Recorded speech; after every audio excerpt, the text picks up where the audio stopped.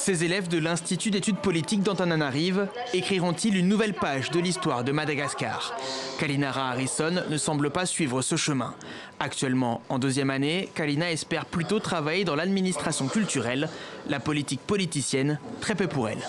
On entend beaucoup dans les journaux, par les médias, des cas de corruption, et même si on n'est pas très proche de ces choses-là, je pense que ça met un peu un point à notre confiance en ces gens qui sont censés nous représenter pour faire des lois ou pour édicter toutes sortes de politiques.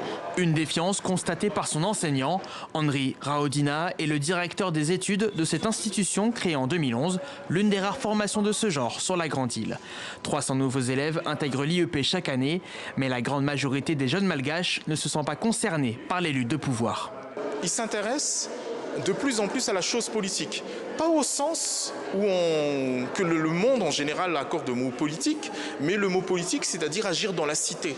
Par exemple, investir dans des ONG, dans de l'humanitaire, faire des actions sociales plutôt. Et ça, c'est faire de la politique. Parmi ses élèves, Diary Anjanzaf fait figure d'exception.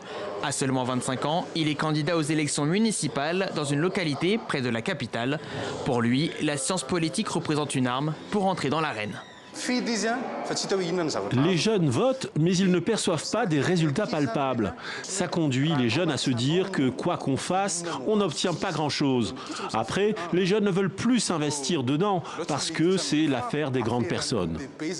Cette image négative de la classe politique malgache empêche tout renouvellement générationnel dans un pays où un habitant sur deux a moins de 18 ans.